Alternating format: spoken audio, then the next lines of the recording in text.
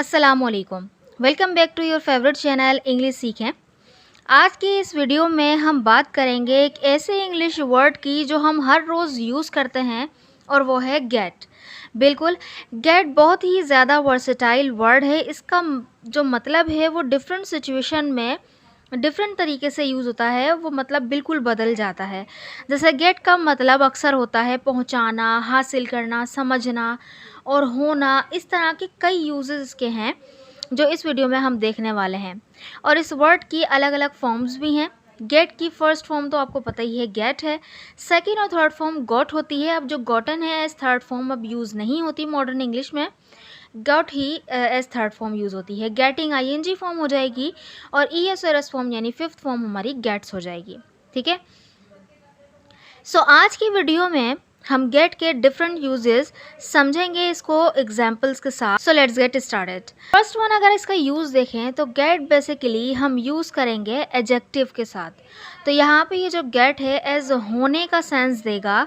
सबसे पहले हम गेट को एडजेक्टिव के साथ यूज़ करते हैं जब किसी हालत में तब्दीली होती है, यानी कि एक स्टेट से दूसरे स्टेट में चीज़ दाखिल होती है, यानी कि वो तब्दील होती है। होने का यहाँ पे बेसिकली सेंस आ रहा होता है। जैसे जब हम कह रहे हैं कोई थक रहा है या बेहतर हो रहा है, तो मतलब थक रहा है मतलब वो पहले नहीं थका हुआ था लेकिन अब वो क्या है, थक रहा है।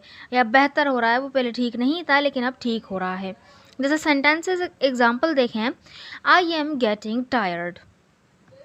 तो यहाँ पे ये जो टायर्ड है वो एक एडजेक्टिव है, ठीक है। और उससे पहले हमने गेट का यूज़ कर लिया, तो मतलब इसका है कि मैं थक रहा हूँ। I am getting tired.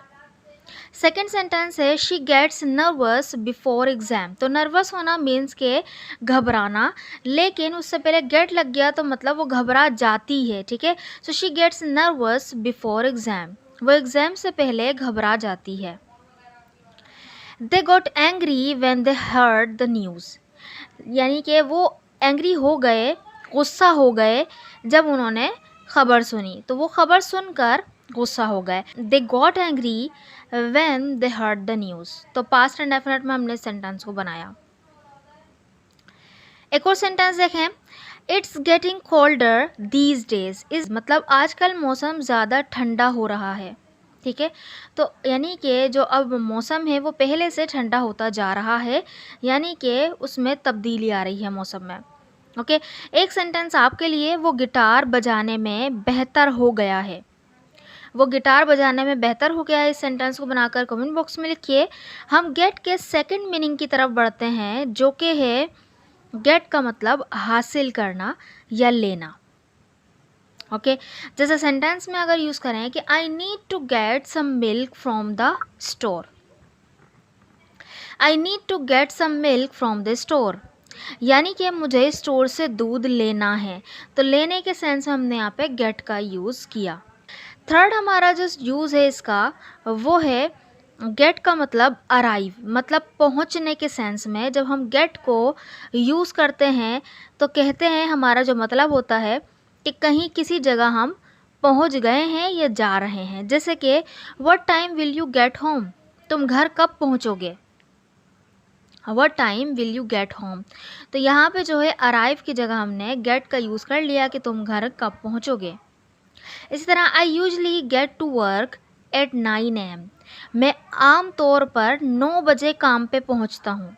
तो यानी कि जो काम पे पहुंचने का है, यानी अराइवल टाइम है मेरा, वो 9 AM है। So I usually get to work at 9 AM। Okay. Next इसका जो फोर्थ यूज़ है वो है गेट का यूज़ एज अंडरस्टैंड, यानी समझने के मीनिंग में भी हम इसको यूज़ करते हैं।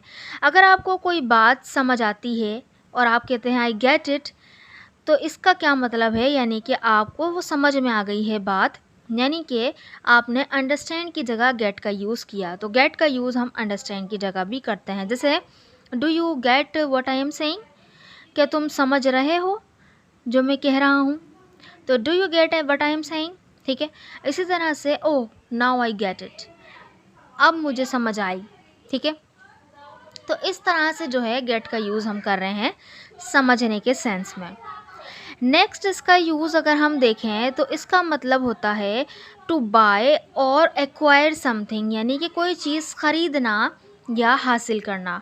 अगर आप कुछ ख़रीदना चाहते हैं या हासिल करना चाहते हैं तो आप गेट का यूज़ कर सकते हैं। जैसे I need to get a new phone, मतलब मुझे एक नया मोबाइल लेना है या मैं एक नया मोबाइल मुझे चाहिए, ठीक है, इस तरह का सेंस है। या मुझे एक नया मोबाइल ख़रीदना है, तो ख़रीदने का सेंस भी गेट से आ सकता है।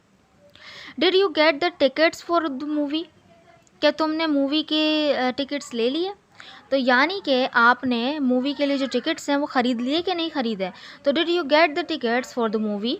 एक सेंटेंस आपके लिए यहाँ पर इस मीनिंग के लिए ख़रीदने के लिए, मैं एक बर्गर लूँगा, मैं एक बर्गर लूँगा, ठीक है।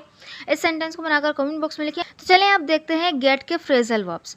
कुछ फ्रेजल वर्ब्स हैं जिसको हम जो है गेट के साथ अगर यूज़ करें तो उसके क्या क्या मीनिंग निकलते हैं। जैसे अगर गेट के साथ हम अप लगा दें, गेट अप मतलब होता है उठना, तो ये बन जाएगा, अगर सेंटेंस बनाएं, I get up early every day, मैं हर दिन जल्दी उठता हूँ।